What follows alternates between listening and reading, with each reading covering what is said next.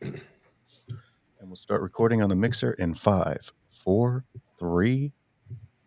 Welcome to the Awakened Collective, where we explore the topics of love, spiritual consciousness, and our divine purpose on this planet. Join us as we uncover the truth that our thoughts shape our reality.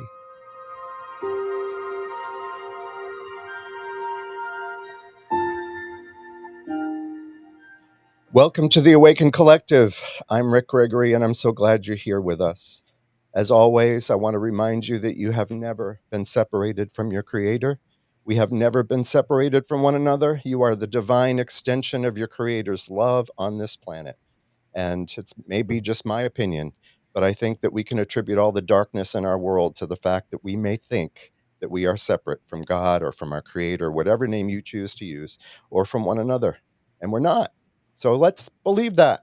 Anyway, I'm glad you're here. Thank you to Daniel Anderson, Audio Alchemy Productions, and the gift they are to the world. And I do want to say that Daniel reminded me, or let me know this morning, that he is 3 followers away on TikTok to reach 10,000. And that's what you have to have on TikTok to be able to live stream to TikTok.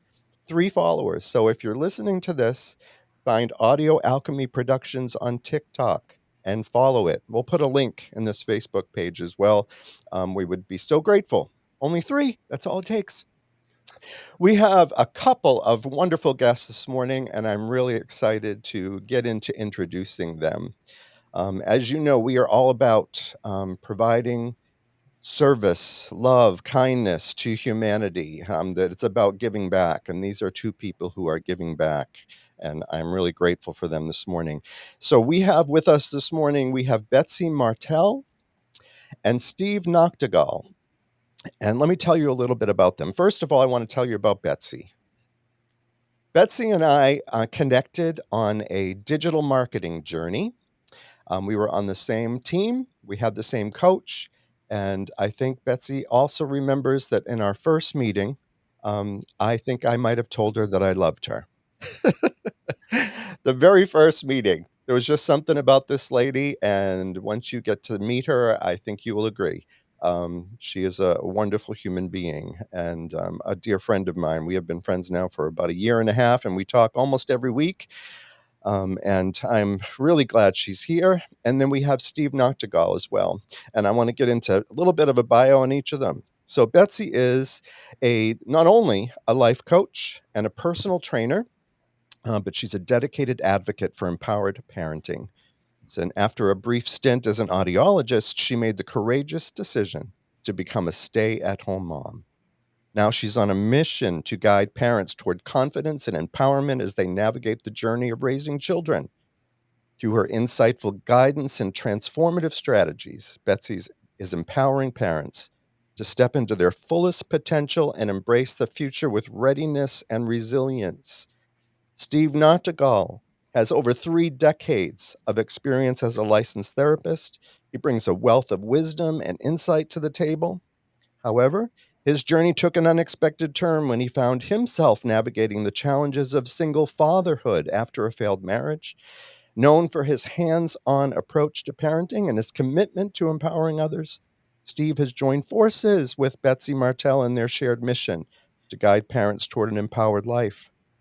With a belief in giving bold, truthful, and loving advice, Steve inspires those he helps to embrace transformation and navigate life's challenges with resilience and grace.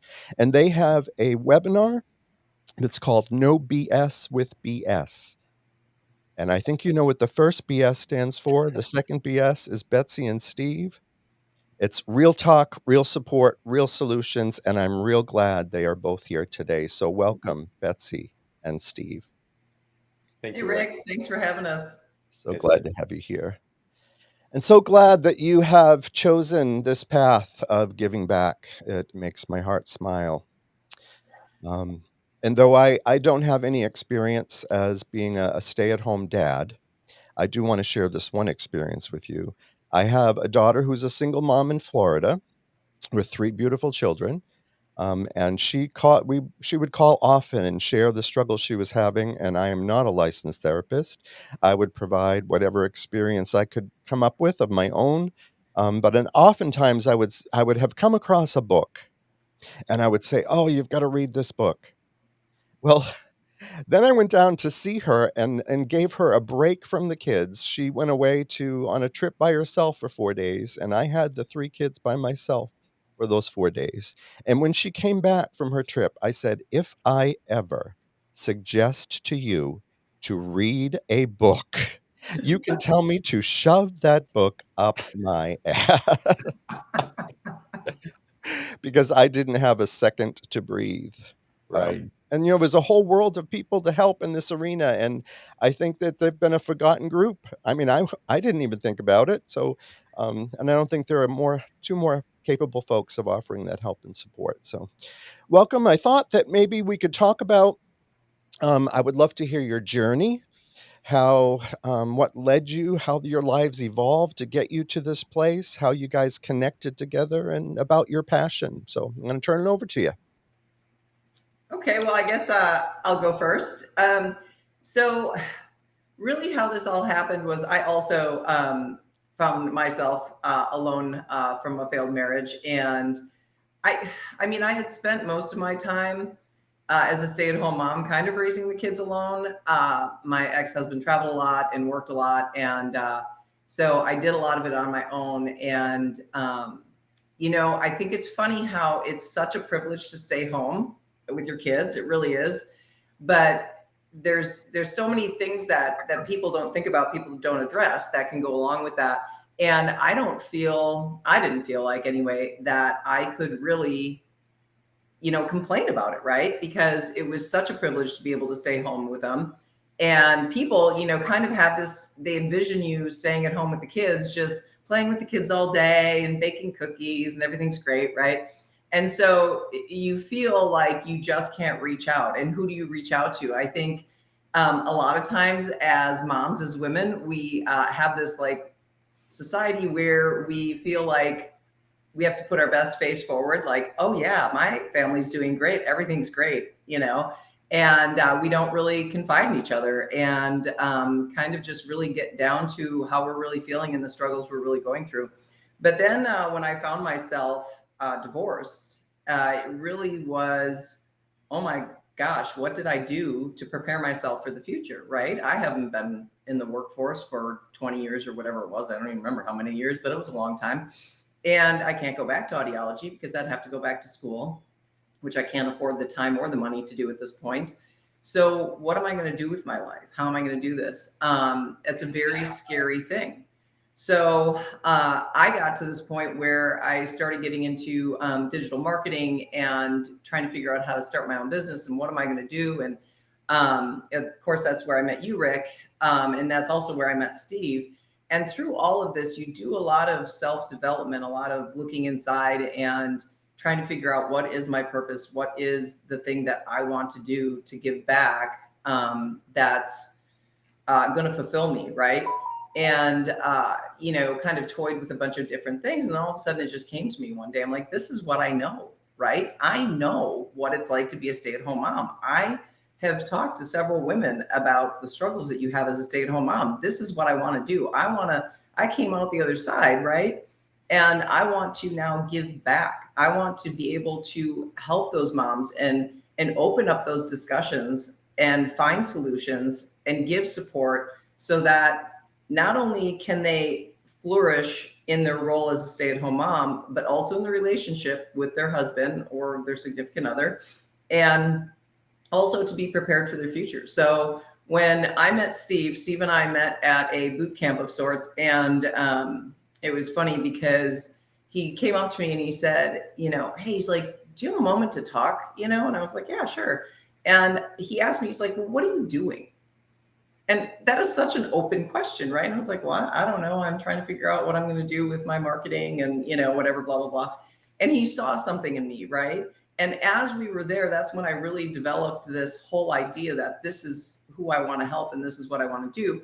And so he and I stayed in touch and we would Zoom every week. And him coming from his background as a therapist, and also, as a single dad and all that, he, or I should say, we kind of came to this conclusion that, like, hey, we can do this together. The two of us have something that we can put together with the man's perspective, the women's perspective, and we can help these stay-at-home moms, stay-at-home dads, these people in their relationships, right? So it's evolving, and it's really interesting because now that we have this No BS with BS webinar going on, we're getting people in there that aren't stay-at-home parents. We're getting people that are just in there to become the best version of themselves and to learn how to flourish in their relationship with their significant other. So it's been really, really cool, and we're having a ton of fun. So I'll stop talking now, and I will let Steve give his background. But speaking of a ton of fun, I want Steve to let us know about his motorcycle. Oh, my sickle? Yeah. bicycle. That cracked me up. That was a fun one.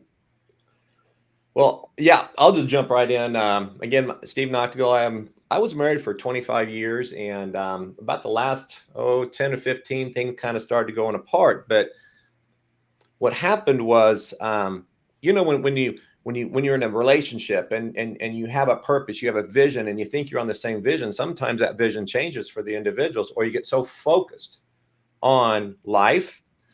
I had a practice. I was built a building. I was expanding the practice and wanting to reach more people, provide more services, working with the homeless and the addictions and those kind of things. And it was really striving, but I realized that we were growing apart. But we still had that common vision because we worked together.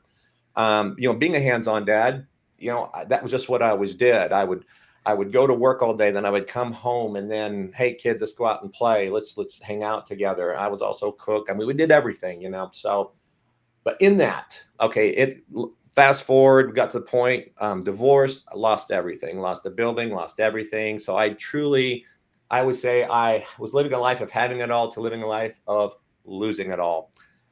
And when you get to that point, you have to really look at yourself, because you're really challenged at the core of who you are, what you want. And, I'm right here going, geez, God, what the heck, I do it right. I did everything right. And this is what I get. So you get hit at every aspect of your life. Well, for the last 20 years, I've counseled off what I call the 4 legs of the chair: mental, physical, spiritual, social. My passion is to challenge traditional mental health and the way things are being done from that perspective. So I had to figure out what a healthy Steve looked like. And at that point, I was questioning everything. Everything. But the one thing that I knew I still needed to be was a dad. So in that moment of my deepest, darkest time, there was depression, there was anxiety, there was hopelessness, there was all those things. I was like, my kids still need me. Okay. So that was my purpose. That was my focus. What evolved in that was a whole new approach to not a whole new approach, but a whole nother layer of counseling, and how I grew through those things by doing the work. I always say, if you want to be an effective leader, you have to be able to do the work. Rather than tell somebody what to do, you have to show them. So that was my whole approach. I didn't even know where I was going with this, with the business, with the online business. But I started taking what I learned in my life over here after my sessions at night, out praying, screaming, yelling, all that kind of stuff, just really processing that anger and going through the grieving process. And the very next day I'd be in session helping the client with exactly what I learned. I was going, dang, this is powerful. So that's what kind of led me to this point. I was over here going, I got to do more with what I've learned and what I've been shown and what I've been through. So I've developed my online program. And that's where I started getting into professional development with this company that Betsy and I met through, because this was the first time I got to be able to go to some place and take care of Steve. For the first time, I'm always taking care of everybody. This is my first time to take care of Steve. Blew me away. Community, healing at a whole other level. So when we were at this conference, like Betsy said, we met and we just started talking, and we looked at that and we go, how can we come together with that community to provide a service? And again, we're not over here pushing anything on anybody. we're over here going, we have some guidance, we have some life experiences. We want to share it with you. Take it if you want, leave it, take it, whatever, but we're here to help. So that's what, when Betsy and I, like I said offline here, Rick, Betsy's my buddy. We just click and we have so much fun. And that's the beauty of when you come together to work with somebody that you click with, you can have fun and still do the work at the same time, because that's the genuine, authentic self. And that's what I think people need to see is, yeah, we can talk about the things that work, but what about the things that don't work? What about my struggles? That's one thing as a therapist I never did. I never put myself up here and a person down here. I'm right here. I can learn from somebody. They can learn from me. And that's what we want to do. We want to be authentic, Betsy and Steve. No BS with BS. That's perfect. I love that. Thank you for sharing that. And you said something about when you could focus on nothing else, you came back to your kids in that trying time. And I'm a recovering alcoholic. I just celebrated 5 years this past week. Awesome. And cannot believe how much my life has changed. But sometimes it's just about the one thing. It's that next one thing. My mind goes in a million different directions, as all of our minds do, but it's just coming back to where my hands and feet are that we talk about in the room. So I love that. It's funny, Rick, because and Steve both, that I was thinking as Steve was talking about how, when you make that decision to divorce, it's a huge decision. I was married for 29 years. Met my husband when I was 18. We raised our kids together. We had great times together, right? And it's like, how do you make that decision, right? To just end all of that. And really what it came down to was me thinking, I am not being the best person I can be for my children. I am miserable. I was coming down with stress-related, health issues. I was angry. I was resentful. I was sad. I mean, I was all these things, all these bad, negative vibes. And then I would have to try to show up for my kids. And I knew that I wasn't. I was doing my best, right? But I knew I wasn't truly there how I should be for them. So that was kind of where I made that decision. Like, hey, I've tried and this isn't working and it's not getting any better. And I need to be there for my kids, right? And I was lucky enough to have a friend who pretty much was going through the same thing at the same time. And so we could go and talk to each other. We'd go on these, sometimes I'd call them angry hikes. You've never seen two women hike so fast in your life, right? And we would laugh and cry and be mad and everything, right? And it was so therapeutic, but not everybody has that, right? And if it weren't for her, I don't know really where I would be right now. It just, I don't know, would I have stayed in the relationship? Would I still be miserable? Would it have taken me that much longer to heal? I don't know. And that's what I think of, where if there's women out there or men that are out there struggling right now and they don't have anyone to lean on, let us be there, let us support you somehow. I mean, even if it's just to laugh with us for a while. But I think it's so cool that we're getting now people that are reaching out and saying, hey, this is what happened to me. What do you guys think? And like Steve said, we're not always going to have the right answers, right? But we have this experience that we can draw from. He and I come from slightly different perspectives, even though we're kind of coming from the same general perspective, right? So I think it's just great that we all can get together as a community. I think that's so important. And what you're doing, Rick, I think is amazing too. I think, I've listened to your podcasts and I love, the authenticity. I guess that's what it really all comes back to. I think I love that authenticity of just, oh, and by the way, can we get back to motorcycle for a second?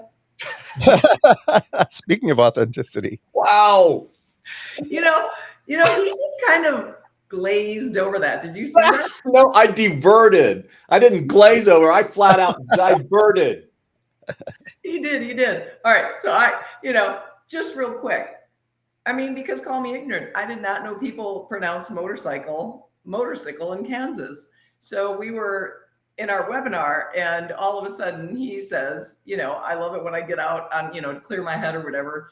When I'm out on my motorcycle, I come up with all these great thoughts and things. And I was like, wait a minute, hold on, go back. Did you just say motorcycle? And he's like, yeah, motorcycle. So then he kind of proved to me, because I started singing the song Bicycle. There you go. And I was like, wait a minute, when you say bicycle, you say bicycle, right? And you say motorcycle. So I don't know who's right, who's wrong. I don't know. Tomato, tomato.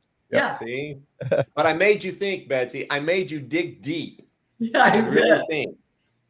We when I first met Glenn, some of the things he said just really threw me. Like I would say, do you want to go out to dinner tonight, or it's just such and such a place? He would say, we might could. I'm like, we might could. That was just one of many different things, but I'm sure I have my sayings from Northeast as well. So it's kind of I funny. love that might could. It gives you a lot of options. Yeah. You said something, Betsy, that struck a chord with me, and it made me think of, that we can't give ourselves fully to the people in our lives if we have not given ourselves fully to ourselves. And it just made me think of, me being in a marriage for technically 22 years, 19, separated at 19, but being in a marriage, having told my wife before we were married that I was more attracted to men than women, but we both believed in our Christian church that God was going to fix me.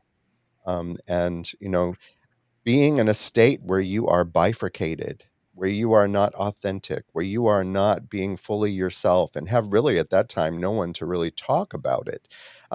It's no wonder you can't give what the people around you need when you aren't taking care of yourself. Are you finding folks on your webinar that, the other thing that came to mind was, people that stay in relationships with kids for the kids, and yet they're miserable, and the impact that has. And I don't know, I thought maybe you could speak to some of that stuff with all of your experience. I'm going to let Steve take this over in a second, but that gave me a neck ache just thinking about it. No, here's the thing: save your marriage if you can, right? I mean, absolutely. I'm not saying, just, you hit a bump in the road and you're out, right? That's not what I'm saying at all. But to stay in it for the kids, trust me, I came from a family where we as children actually asked my mom to leave my dad. Staying together wasn't doing anything for us. It was making everything more miserable. And, for my ex-husband and I, we didn't fight out loud. It's not like the kids heard us, screaming in the other room. But kids know there's that feeling, right? That vibe that you're giving off. But also the way that you start treating each other is such a bad example for the kids, right? When you think like, hey, do I want my kids to get into a relationship like this? No, I absolutely don't want that. I don't want them to treat their spouse like that, or to let their spouse treat them like that. And yet they're going to, because you stayed together and showed them that example. And that's what's going to happen. So Steve, take it away. You've got this, man. Well, yeah, I'm just going to jump right into, like, in my counseling, I talk about tools in the toolbox, and every person who leaves their home gets a toolbox. Okay. These are the tools like Betsy was talking about. You're going to get good tools and you're going to get bad tools. That's just any parent. No parent's perfect. No relationship's perfect, but you're going to take those things. And then when you go take your toolbox and you leave and you get into a relationship over here and you start raising kids, guess what comes up? When you're fighting, you're having an argument with your spouse and everything, then you might pick up that old tool of, oh, this is what my dad did. And you're calling your wife a name or something, or you're throwing out divorce, or, you're starting that fight and everything. So we really have to be cognizant of those tools that we're passing on to our kids. I could talk from my own personal experience of going through my marriage. The first 10, 12 years was great. The last 10, 15 was starting to, go down, but we never fought. We got along. Okay. I can look back in my situation, and everybody's situation is different. On the example that Betsy was talking about, where it's negative and you're not bringing your best version of yourselves, yes, probably need to get out of that.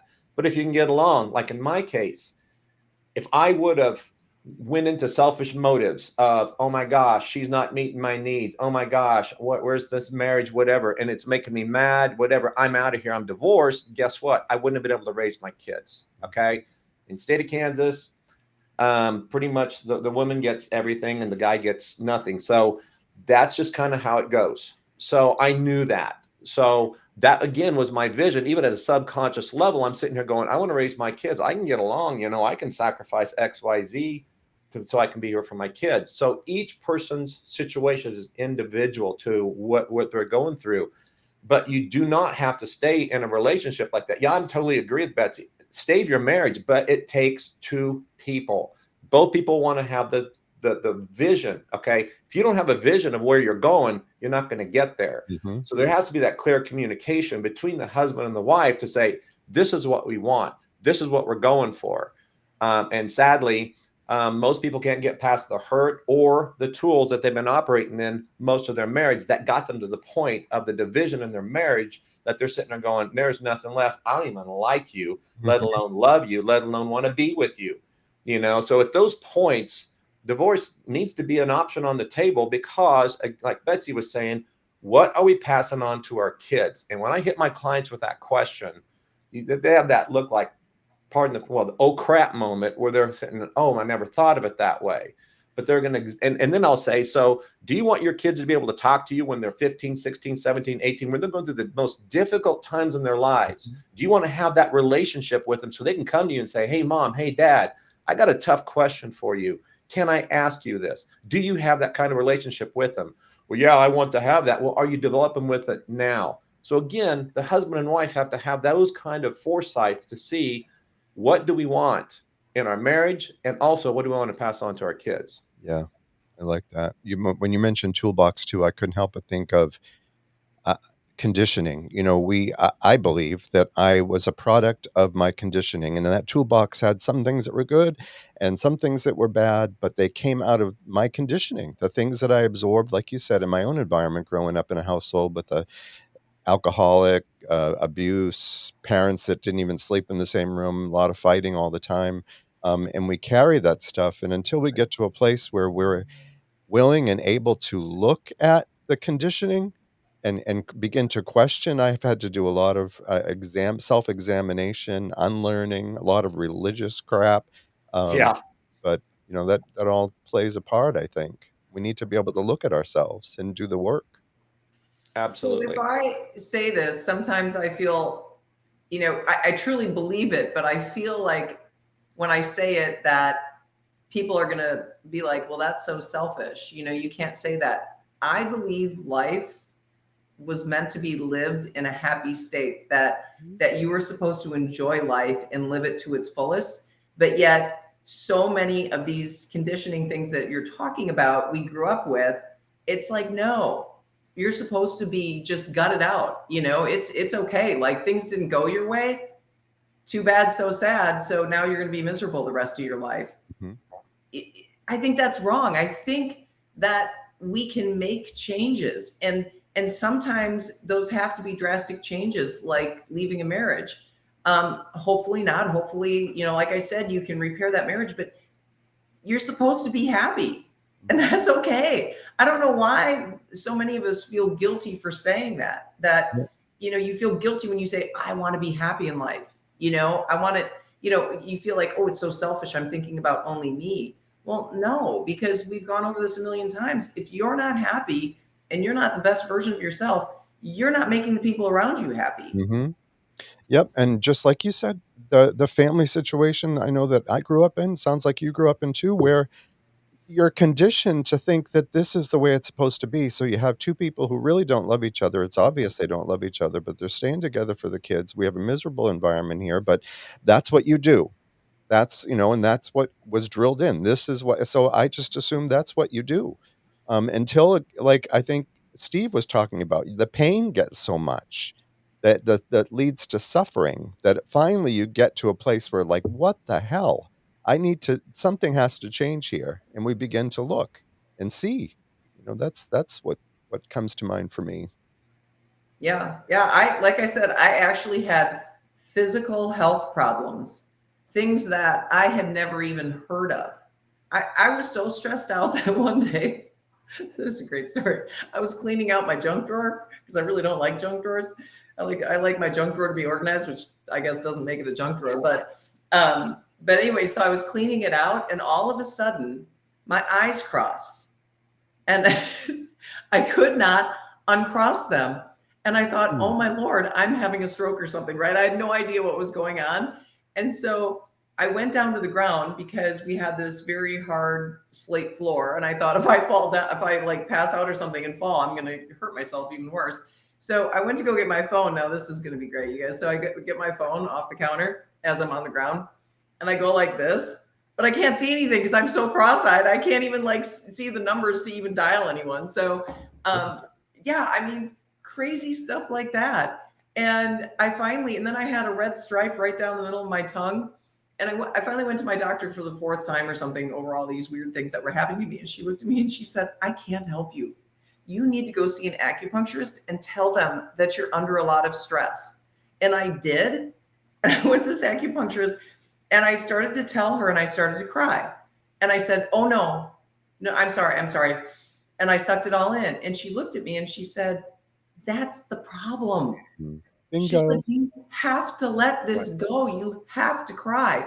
And I said, no, if I start crying, I am never going to stop. And that was my fear. And so it was the craziest experience I've ever had. She laid me on the table and she put needles in where I've never had needles put in, like my earlobes and my stomach and, my face and things like that, right? I sat there for a half hour, tears just streaming down the side of my head. It was weird. It was like so many tears as if I was sobbing, but I wasn't actually sobbing. I wasn't doing the, type of thing, but just this release. And she came in and she unhooked me and everything. And I was like, oh my gosh, I feel like an elephant has been lifted off my back. And the next day I woke up, no red stripe on my tongue, completely gone. It was amazing. Amazing. That is. So let me just piggyback off that happiness thing. Do I have time for this, Rick? Yes. Yeah. Okay. If we look at happiness and say, is it okay? And then if we want to be happy, happiness is an emotion that can come and go. But what is joy? And to me, joy is knowing who you are at the core. And that's really where it starts. If we're not the healthiest individual we can be, then how are you going to be the spouse or the parent or the employee or the employer that you're going to be, or a friend? It all starts with you. The only person you can control is you. So what would happen? And I had to learn this. Okay. I had to learn this after I was divorced. I was out. I was giving and giving and giving, always giving. And when I was trying to give to myself, it felt so weird. I was like, I was going out to ride adventure motorcycles. There you go. Motorcycles in Colorado. And I remember looking in the rear view mirror because I was trailing it out and I'm going, geez, God, I'm actually doing this. This isn't right. I can't be doing this. This is so selfish. But I'm going, no, Bailey's with his mom. She's going to feed him. He's fine. He's okay. This is your time. You wouldn't have him anyway, Steve. This is not your week. Okay. So I'm sitting there going, wow, I can actually do this. I had to retrain myself to say, what does Steve need? And is it okay? So I call that healthy selfishness, because if I'm healthy for myself, I'm going to be the healthiest person for anybody else that I'm with, or clients or whatever. So when we talk about happiness, so many people says they're not making me happy. Well, they can't. You have to know who you are, because if you look to them to fill you, you're just setting yourself up to be hurt, because that person's not always going to be there. They're not going to be the perfect person. That's where grace comes in and forgiveness comes in, and we have to have that common vision. And that so when we have that ourselves centered, we know that this is who I am, man. I don't care what I'm facing. I don't care what my clients are facing. If they know that they're the healthiest version of themselves. And the other thing is, we're doing everything we know to do out of heart of love. Like we were saying at the first, if we're on our webinar and we're giving somebody some advice or counsel and it's wrong, well, guess what? I'm not doing it to hurt you. I'm doing it out of a heart of love, the best I know how. And it's still received as that. And hopefully if it's wrong, they'll come back and say, hey, Steve, that was wrong counsel. Or someone, oh, I'm sorry. Please forgive me. What did you learn from that? Help me understand. Okay. Yep. So when we find out who we are, the healthiest version of ourselves, That's where it starts in any relationship. Does that make sense? Yes, we've got to take care of it. We hear that in rooms of recovery all the time. If we are not taking care of ourselves first, if we are not staying sober, for example, Right. we have nothing, we can't give away what we don't have, you know? So if we've got to take care of ourselves, and it does, I know there are people who struggle thinking that it's selfish. It's Right. not, it's Or selfless. guilt. Yeah. Do Feelings you of guilt because I did something for myself. Hmm. Right. do you think that's one of the hardest things though for people? Not everyone, but for a lot of people, is to actually know what it is that truly brings them joy. Because I think we've been repressing it for so long and been afraid to admit it that I feel like people really do know what it is, but they don't know how to admit it or how to get to it or how to be okay with it. Right. I spent so much time saying to myself, I have so much more to give. I want so much more out of this life. How do I do it? Well, who's got the answer for me? I have the answer for me, but I needed to start going and looking into myself through self-development. Hmm. I always thought self-development stuff was like woo woo, like whatever people like, you know. But it really is amazing, and some self-development, seminars and courses and boot camps and all those things are going to be good for some people and not so good for other people, right? And I'm sure I'll end up, maybe enrolling in one that I don't really jive with, right? But I think you're always going to get something out of it, but it's really helping you find out what you already know, right? Mm-hmm. Because I think we all know, but we're afraid to admit, Hmm. or we're afraid, like you said, to do it because we feel selfish. But there are people out there that will say, well, I don't know what's going to make me happy. But do this one thing. I would tell my clients, do this one thing, just like myself. You have to give yourself permission. Mm-hmm. You have to give yourself permission to be able to say, this is what I want, and this is what I'm going to go, and that's what I'm going to go get. It's like we were talking in the first of the show here, but there's all that stuff, all that conditioning that we have to fight through that says, you can't have that, Steve. You can't have that. That's guilt. That's shame. That's whatever. But you have to give yourself permission to do the work to Yes. go get that. One of the things that helped me was, very early on in our digital marketing work with Betsy is the book Start With Why by Simon Oh, Sinek. And amazing. it takes you back. And, one of the videos we watched too, if you go back in your life and try to find those places where you experienced joy, true joy. I was able to go back to like being 5, 6 years old at a birthday party where I simply was helping someone who invited me to this party who I thought was very old. I think she was 13. And I felt so honored to be there that when the party was over, all I wanted to do was help clean up and get the house looking right again. And she couldn't have been more appreciative. And it was one after another as I went over my life of the times that I experienced most joy. And they all happened to be at times when I was providing service, some kind of kindness to someone else. So I think if that's a great book, and maybe Steve, Betsy, you might have some others, but Start With Why with Simon Sinek. Why? Go back and look. Take the time to go back and look, and you will find, because like Betsy said, we already know it's in there. We've fallen asleep. We've become unconscious in some ways because of the conditioning of our lives. Yeah, for finding, your life purpose, there's this exercise that you do, which is exactly that, is you go back and you think about your life and you think about all the things that brought you joy. Like you said, you think about what is something that I could do or talk about for an hour and feel like only 5 minutes went by, right? What is something that you're super passionate about? And it was funny because as I was going through all this, I thought, oh, well, I coached for years and I loved coaching. Then I got into personal training, which is more coaching, right? And and that's how I kind of came upon life coaching, right? But then I thought back even further. If you go way, way back, I was in first or second grade, and there was a girl in the class, and she struggled with math and other things. And so the teacher said to me, Betsy, can you help her with her math? And so every day there would be time where I went and helped her with her math. I absolutely love that. I never thought of it as a chore. I thought, what a great time for me to be able. I mean, of course, I'm not thinking of this as a first or second grader, but as I look back on it as an adult, I think that's why I liked it so much, that I never thought, oh God, I got to help her again, or I can't believe the teacher makes me do this. I really love doing it. And that would be really, when I think about it, my first experience as coaching and really loving to help people. So when you think about that and you start, if there's one thing, one thread through your entire life that you have always found joy in, and it can be something super simple, right? It doesn't have to be complex, but you build on it. So you say, okay, well, you really like coaching. You really like health and fitness. You really like nutrition. Right now, you see where you're going with it.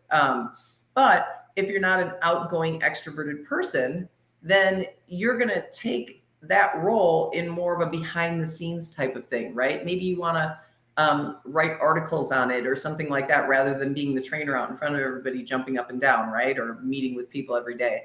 So it's really kind of cool when you go through these exercises to take the simplest things in your life to really, really dig down deep and find out what it is that makes you happy, what makes you passionate and excited about stuff. And that's a great place to start. Yeah, love that. So I was thinking, that I can't do this life alone. I learned that probably the hard way. Growing up in a home with alcoholism and finding that felt that from a very young age that, if I didn't do it myself, it wasn't going to get done. No one was going to take care of me, that I needed to figure things out. So I learned not to ask a lot of questions for fear of embarrassment, of not knowing, and just flounder around and try to figure it out myself. It wasn't until my later years in life when I realized that we all need community. We all need a place where we have a safe space where we can truly share what's going on, hear from others and their stories, their experiences, their strength, their hope. We need to do this life together. We're not meant to do it alone. So I really want to encourage folks to reach out and check out No BS with BS. I'd ask Danny if he would put up their screen there. So if you're watching this on Facebook or seeing this on video, it's No BS with BS, and it's Steve Nachtigal. And Steve has his contact information up there. It's stay strong, stay focused 60 at gmail.com is the email. And website staystrongstayfocused.com. And Betsy is support at Betsy Florence, FLORENCE.com. And also a website is New Sky Life, NEWSKYLIFE, newskylife.com. And you can reach them, No BS with BS, at Facebook. It's a group, Facebook group, No BS with BS. And you can also reach out to the YouTube channel as at No BS with BS. So grateful to have had you both here today. Looking forward to hearing more stories, more funny stories of motorcycles and things like that, but mostly the lives that you're impacting and changing for the better. It's what it's all about. Thank you for being here today. Thank you so Thank you much for so much. having us on, It was Rick. great. My pleasure. And Danny, if you'll go ahead and put up my splash screen. If you want to reach out to us here, we are the Awakened Collective, and our website is theawakenedcollective.org. If you're struggling in any way, we would really love to be able to help you out. All of the information, anything you could possibly want to know about the Awakened Collective is out there on this webpage. Thanks so much for joining us today. Until next time, my friends, love and kindness always.